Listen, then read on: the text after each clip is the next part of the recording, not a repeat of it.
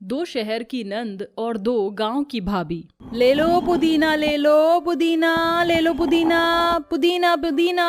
आहा! चंदू को इस तरह से गाना गाता हुआ देखकर उसकी माँ झुमरी गुस्से में कहती है, चंदो, तुझको गाना गाने के सिवा कछु आता है कि नहीं? जब देखो भोजपुरी माँ घुसी रहती है। अपनी अम्मा की एक ठो बात ना अपनी खोपड़िया में घुसा लो। तुम दोनों बहनें, आज तुम्हें देखने वाले लड़के वाले आने को हैं, तो लड़के वालों के सामने अपनी लुल्लपंती शुरू मत करना। अरे तुम टेंशन याओ मत अम्मा, हम एकदम चुप रहेंगे। कहो तो जुबान पर चेपी लगा ले। अभी जाकर तुम दोनों बस तैयार हो जाओ। थोड़ी देर में गायत्री अपनी दोनों बेटों सुमित और रोहित उनके साथ उनके घर आती है। गुंजा और चंदो गांव की मिट्टी में पली बड़ी खुश मिजाज लड़कियां हैं। दोनों बहनें गोरी और सुंदर हैं, मगर चंदो की चोटी खड़ी है। क्या गायत्री को चंदो और गुंजा अपने बेटों के लिए पसंद आएंगी? घर आने पर हरि प्रसाद गायत्री और उनके बेटों का स्वागत करता है। आइए गायत्री जी, हमारे छोटे से घर में आपका स्वागत है। भाई साहब, मेरे पति तो नहीं रहे, मगर मैं उनका दिया हुआ वादा पूरा करने आई हूँ। अरे सुनती हो, चांदो और गुंजा को ले आओ। जैसे ही रोहित चंदो की खड़ी चोटी देखता है तो अपने भाई सुमित से कहता है, यार सुमित भैया, आपकी तो फुल टू पटाखा है, मगर मेरी वाली की चोटी तो माउंटेन एवरेस्ट की तरह खड़ी है। प्रणाम होने वाली अम्मा जी, ये लीजिए चाय। अरे आप दोनों काहे भूखे प्राणी की तरह टुकुर टुकुर ताकत हैं? ये लीजिए गर्मा गर्म चाय और कचौड़ी खाइए। यार भैया, जो भी हो, इसकी भोजपुरी तो हमरे दिलवा में घर कर गई। हमको तो ये अब ई देसी लुगाई चाहिए। क्या बात है छोटे। इसी के साथ गायत्री रिश्ता पक्का कर देती है। शादी करके गुंजा और चंदो को बहू बनाकर शहर ले आती है। मगर क्या गांव की देसी बहुओं को दिल्ली शहर खुशियां देगा? डोरबेल बजाने पर मॉडर्न तान्या और दिशु दरवाजा खोलती हैं। हे मम्मी, भाई, व्हाट अ प्रेजेंट सरप्राइज। अरे माँ जी, कौन है ये बेशरम? अरे जरा देखिए तो कैसे फटे चिट्टे कपड़े पहने हैं। इका कपड़ा में से मच्छर तो मच्छर, चूहा भी आहिस पाइस खेल लेगा। तभी सुमित धीरे से गुंजा के कान में कहता है, गुंजा, ये दोनों तुम्हारी ननद है और हमारी बहन। लागत है ये शर्म लिहाज बेचकर इमली खा गई हैं। Just shut up you bloody बहन जी। अरे बहन जी नहीं ननद जी, हम हैं तुम्हारी भाभी फ्रॉम छपरा। ये सुनकर दिशु और तान्या गुस्से में भड़क जाती हैं। अच्छा, तो अब समझ में आया, हमें ये जरूरी काम करने आप हमारे भाई को गांव लेकर गई थी मम्मी। घर आई अपने गांव की भाभियों को देखकर दोनों शहरी ननद चिढ़कर कमरे में चली जाती हैं। ससुराल के पहले दिन चंदो और गुंजा खाना बनाकर टेबल पर परोसती हैं। गायत्री अपने दोनों बेटों के साथ खाने की मेज पर आकर बैठ जाती हैं। चंदो बहू, जाकर अपनी ननद को नाश्ते के लिए बुला लाओ।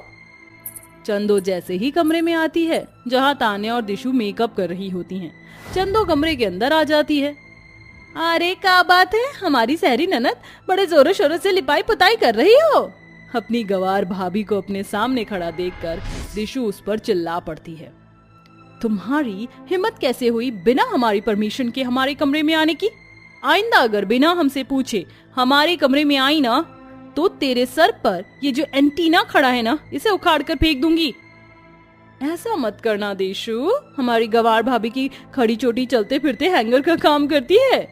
ये सब सुनकर बेचारी चंदो आंखों में आंसू लिए जहां उसका पति रोहित उसे परेशान देखकर उससे पूछता है। चंदो उसे सारी बात बताती है, जिसके बाद रोहित उसे एक पार्लर लेकर जाता है जहां उसके बाल ठीक हो जाते हैं। घर जाकर चंदो अपनी दोनों शहरी ननद से कहती है, क्या हुआ हमरी शहरी ननद, हमरे बाल देखकर तुम्हारे गुर्दे लाल काहे पड़ गए? गुस्से में आकर तान्या चंदो पर हाथ उठाती है। तो कौड़ी की देहाती हमें चिढ़ाएगी, तुझे तो मैं बताती हूँ। नहीं नहीं ननद जी, ई गलती नहीं करना। काहे कि ई तुम्हारी ककड़ी जैसी कलाई में इतना जान नहीं जितना देसी घी में है जो हम गांव में खाए हैं। और हमका एक बात बताओ, तुम दोनों बहन फायर काहे रहती हो? कहो तो तुम्हारे लिए फायर ब्रिगेड डियर मंगा दे। वो फायर ब्रिगेडियर होता है बिगड़े डियर नहीं, गंवार कहीं की। इसी तरह से वक्त बीतता जाता है। तान्या और दिशु अक्सर अपने शहर से होने का घमंड अपने गांव से आई भाभियों पर दिखाती है और गंवार कहकर उनकी बेइज्जती करती है, मगर चंदो और गुंजा भी उनका जमकर मुकाबला करती हैं। इसी बीच में तान्या का बर्थडे आ जाता है। वो अपने सभी दोस्तों को बर्थडे पार्टी में इनवाइट करती है। हैप्पी वाला बर्थडे हमारी प्यारी ननद जी। तुम दोनों के बर्थडे विश की कोई जरूरत नहीं। आज मेरे फ्रेंड्स आने वाले हैं, उनके सामने अपनी गंवारों वाली लैंग्वेज की डिक्शनरी मत खोलना। Understand? You better understand. Gunja, चल हम दोनों भी इन शहर वालों को दिखा देते हैं कि गांव वाले इनसे कम नहीं। हाँ, और वैसे भी हमको शहरी रंग में देखकर हमारी ननद भी खुशी के मारे टमाटर के जैसे लाल हो जाएगी। शाम होते ही पार्टी स्टार्ट हो जाती है। चंदो और गुंजा अपनी ननद की अलमारी से उनके कपड़े निकाल कर पहन लेती हैं और सैंडल भी पहन लेती हैं। इसके बाद वो जैसे तैसे मेकअप शुरू करती हैं। अरे ई मेकअप करे माँ तो हमको हमारी अम्मा याद आ गई। एक जगह पाउडर ज्यादा हो जाता है तो एक जगह कम हो जाता है। अरे जल्दी जल्दी मेकअप लपेट और नीचे चल। दोनों गंवार भाभियां ढेर सारा मेकअप लपेट कर पार्टी में आती हैं, जहां तान्या के सभी दोस्त उन दोनों पर जोर जोर से हंसने लगते हैं। Tanya, look at this funny guy. ऐसी लग रही है जैसे एशियन पेंट लपेट कर आ गई हूँ। अरे बताओ हमारी प्यारी नंद जी, कैसी लग रही है तुम्हारी भाभी? बिजली गिरा रही है ना। तुम्हारी गांव की भाभी को देखो, सब कैसे ना के फाड़ फाड़ के हमको ही देख रहे हो। तान्या, ये दोनों तेरी भाभियां हैं। हेलो भाभी जी। हेलो हेलो हमारी ननद की सहेली, हाउ डू यू डू? तुम हमारी ननद से बातें करो, हम बाकियों से मिलकर आते हैं। फिर तान्या की दोनों भाभी पार्टी में इधर उधर घूमने लगती है, मगर हाई हील पहनकर उनसे चला नहीं जाता। तभी गुंजा गिर जाती है। अरे मोरी मैया, ये ससुरी सैंडलवा तो भरी पार्टी में हमारी इज्जत का कचरा कर दिया। यार तान्या, तेरी देसी भाभियां तो एकदम अलग पीस हैं, या फिर ये कहूँ कि एकदम डिफेक्टिव पीस है। एक एक करके तान्या के सभी दोस्त उसकी भाभियों का मजाक बनाते हुए वहां से जाने लगते हैं। तभी तान्या गुस्से में अपनी दोनों भाभियों पर भड़क जाती है और सबके सामने उन पर चिल्ला देती है। मैंने तुम दोनों को सुबह ही कहा था ना कि मेरे दोस्तों के सामने अपनी जुबान मत चलाना, मगर तुम दोनों ने अपनी गंवारपंथी दिखाने में कोई कमी नहीं छोड़ी। मेरे सभी दोस्तों के सामने मेरी इंसल्ट करवा दी। किससे पूछकर तुम दोनों ने मेरी ड्रेस को हाथ लगाया और मेरा मेकअप लगाया? अरे इससे अच्छा तो यही होता कि तुम 6 मीटर की साड़ी लपेट कर आ जाते, और ये सब करके क्या तुम दोनों गंवार मेरी और मेरी बहन की तरह शहरी बन जाओगी? देसी देहाती कहीं की, कपड़े बदल लेने से लैंग्वेज नहीं बदल जाती। ये सब सुनकर चंदो और गुंजा की आंखों में आंसू भर आते हैं और वो बहुत रोती हैं। बस बहुत हुई गवा ननद जी। अरे हमने तो ये सब इसलिए किया ताकि तुम खुश हो सको, मगर सबन के सामने तुमने हमारी बहुत इंसल्ट की। अब बस अंग्रेजी माँ किटपिट करने से कोई शहरी बाबू नहीं बन जाता। हमारी भाषा देसी जरूर है, मगर दिल एकदम साफ है। इमा नफरत नहीं है, न मैल। हमें लगता था कि तुम बदल जाओगी, मगर हमसे गलती हुई गई। अब हम चलते हैं, काहे कि ये दिल्ली शहर हम दोनों देसी भाभियों को रास नहीं आया। जय राम जी की। ये कहकर चंदो और गुंजा वहां से जाने लगती हैं। तभी तान्या को अपनी गलती का एहसास हो जाता है और वो अपनी भाभियों के आगे हाथ जोड़कर उनसे माफी मांगती है। भाभी, मुझे माफ कर दो प्लीज, मत जाओ। मुझे एहसास हो गया है कि रिश्ते दिल से निभाए जाते हैं।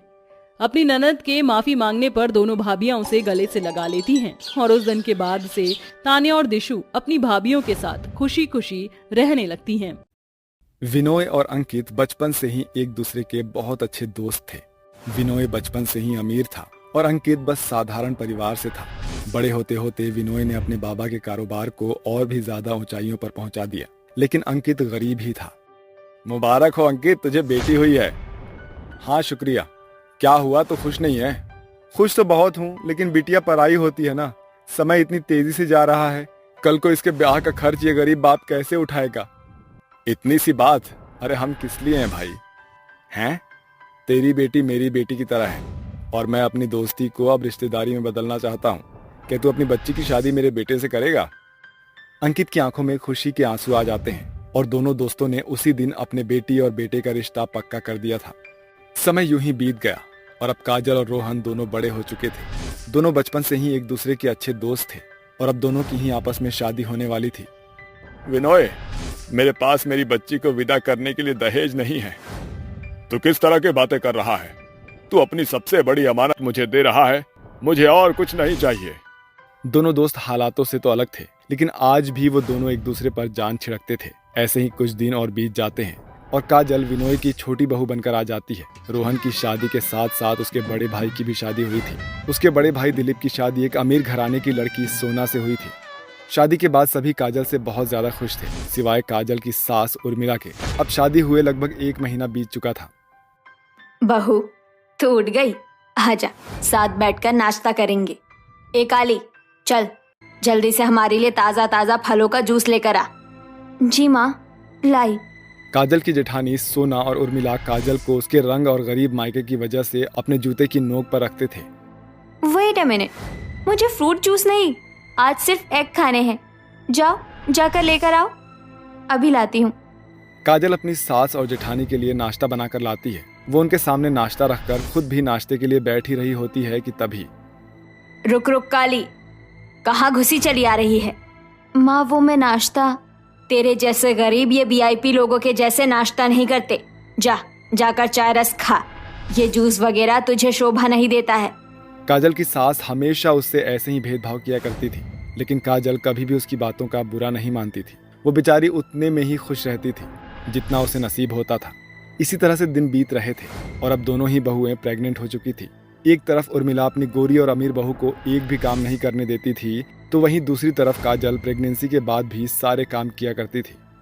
ए काली, मेरी बहू का कुछ खट्टा खाने का मन हो रहा है, जा बाजार से सोना के लिए 1 किलो इमली ले आ। पर सासू माँ, मैंने तुझसे पूछा नहीं है, ऑर्डर दिया है, जा लेकर आ।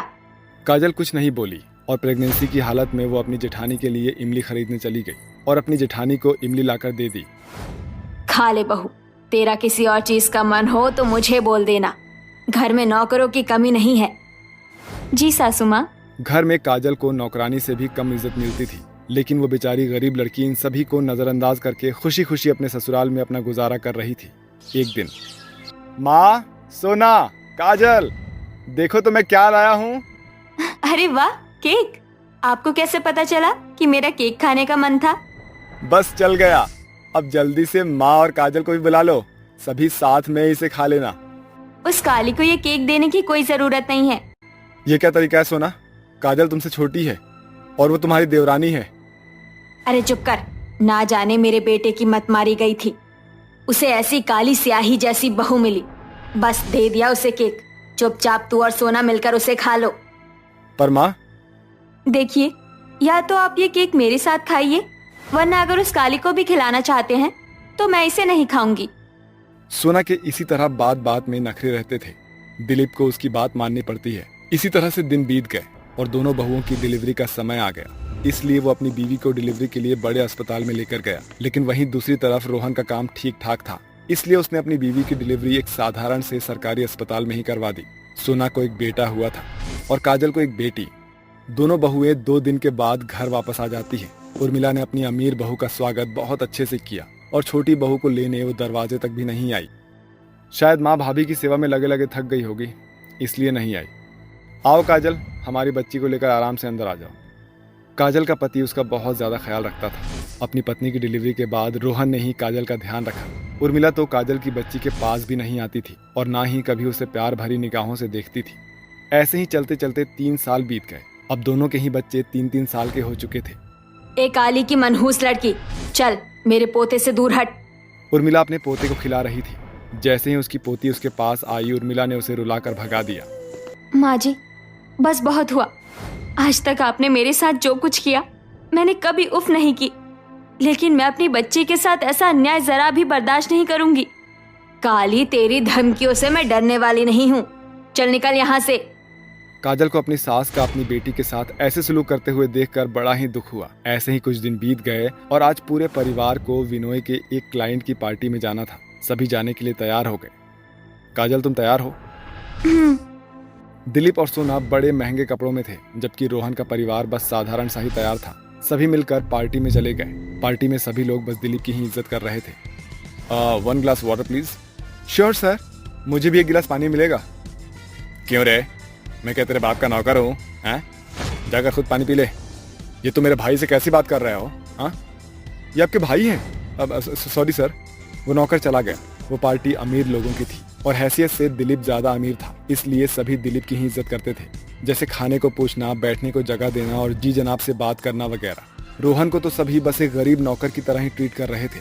इन सबसे सोना बहुत खुश हो रही थी, लेकिन उर्मिला को ये सब देखकर बहुत बुरा लग रहा था, क्योंकि वो अपने बेटों से बराबर प्यार करती थी और मन ही मन उसे अपनी छोटी बहू के साथ किए हुए अपने बर्ताव पर भी शर्मिंदगी हो रही थी। अब मैं समझ पा रही हूँ कि काजल को कैसा लगता होगा। उर्मिला को मन ही मन बहुत पछतावा हुआ और उसने घर जाकर अपनी बहू से इस बात पर माफी मांगी। मुझे माफ कर दे काजल।